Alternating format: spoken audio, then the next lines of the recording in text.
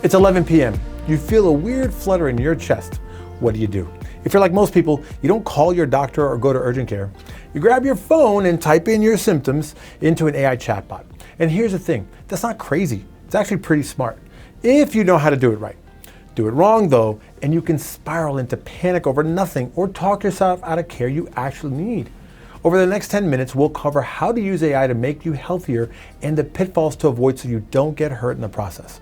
I'm Dr. Zaid Fadul, founder and CEO of Bespoke Concierge MD. I've watched AI go from a novelty to something my patients use every single day. And honestly, many of them are using it wrong and missing how helpful it can actually be. Stay to the end because there's one 3-step rule that can keep you safe every single time, plus a people-pleasing flaw in AI that almost nobody catches. Miss either and the rest doesn't matter. Okay, let's dive in. So, is it actually safe to ask AI about your health? Short answer, yes, but with one big catch. Think of AI like a fast librarian who's read almost everything but has never actually met you. The research is clear that the current AI models available today work best as a complement to your care, not a replacement. One study on AI chatbots for minor ailments found they give accurate, patient-centered advice that matches standard guidance, but with enough variability that a human still needs to check the work. So yes, in most situations, it's safe, as long as it's your starting point and not the final word. Now, where does AI actually earn its keep? Here's the good news, and it's better than you think. There are 4 areas where the evidence says AI really delivers, and they're all things you can start using this week. First, your smartwatch. It's smarter than you think. The FDA-regulated tools now catch atrial fibrillation, falls, and even sleep apnea right from your wrist. So turn those alerts on instead of swiping them away. I use Garmin and have been tracking my heart rate variability, VO2 max, sleep, and other metrics for years. My Garmin turns weeks of raw data into a simple picture of whether my body's ready to push or needs rest. That's the kind of quiet, behind-the-scenes pattern finding these tools do better than we could ever do on our own. Second, AI is a powerhouse for chronic conditions, with its strongest track record in diabetes care and real wins in blood sugar and blood pressure support.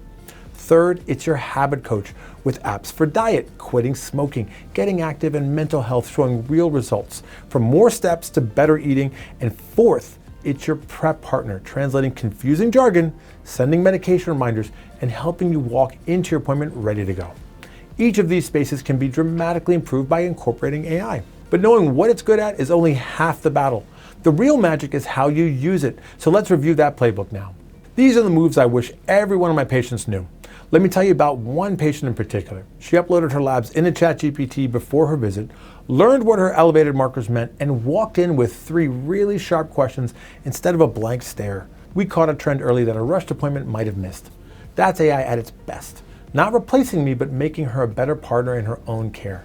So start by decoding your labs before you ever see the doctor. Paste in a result like LDL 145. Ask AI to explain it in plain English, and you'll walk into your appointment already ahead. Honestly, I'm always glad when a patient does this, and a little curious whether it caught something worth a second look. Then build your question list, describe your situation, and ask, what should I ask my doctor about this? That one habit turns a rush visit into a productive one. If you've just gotten a new diagnosis, ask AI to explain the condition and what questions to raise, so you're informed instead of overwhelmed. From there, use it to understand your medications, asking what a drug does and its side effects, then confirming with your pharmacist. And when it's 2 a.m. and your mind is racing, sometimes just learning a symptom is common is enough to let you go back to bed and deal with it in the morning. Powerful, right? But there's a smart way to run every one of these through a safety filter, and that's the rule I promised you. Here are the 3 steps to remember if you forget everything else. Step 1, ask AI. Use it to learn, explain a lab, define a term, build a question list, and stay in the understanding lane, not the deciding lane. Step 2, sanity check. Ask yourself whether this involves a red flag symptom or an emergency, and whether the answer sounds too dramatic or too reassuring to be true. When you can, lean on FDA-regulated tools, since those have cleared a real safety barrier. Step 3, confirm with your clinician. This is the step people skip, and it's the most important one, so always verify AI advice with a real professional before acting. I do the same thing when I use AI outside of medicine. Before I call an attorney, I have AI explain a contract in plain English to me. I have a medical degree, not a law degree, and I will even have AI explain it to me like I'm 5. I don't take legal advice from a chatbot, but I show up to that call far better prepared. Say it with me. Ask AI, sanity check, confirm with your clinician. Simple.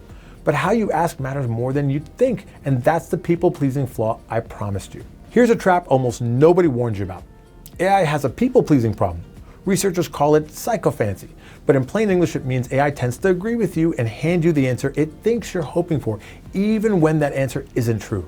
It can even invent facts that sound completely real, what experts call a hallucination, stating a wrong dosage or a made-up study with total confidence. Why does this matter for your health? Because the way you ask shapes what you get back. Type, "This headache is just stress, right?" and the AI leans towards reassuring you. Ask, "Is this headache something terrible?" and it can tip the other way, feeding your anxiety. Same headache, two different answers. And neither one is honest medicine. You accidentally led the witness. So, prompt the smart way. Stay neutral and let the AI do the thinking, not the agreeing. Instead of confirming your hunch, ask it to weigh both sides with phrasing like, "What are the possible causes of this symptom, from most to least serious?" Or, "What would a doctor want to rule out here?" 2 more habits sharpen your results. Ask it to show its reasoning. "Walk me through how you got there." And push back on purpose. What's the strongest argument against what you just told me?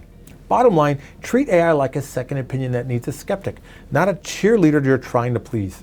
And speaking of caution, there are moments when you should close the app entirely. This is the part that could save your life, so don't skip it.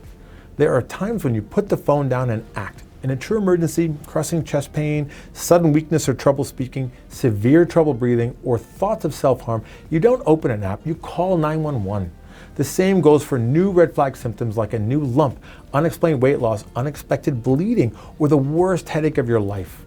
And for complex conditions, remember, AI doesn't know your history, your allergies, or what your doctor saw last visit, and it can carry hidden bias from incomplete data. Here's a stat that should stick with you. Out of more than 350,000 health apps, many dodge regulation by calling themselves general wellness products, and most don't even connect to your medical records. Here's what almost nobody realizes.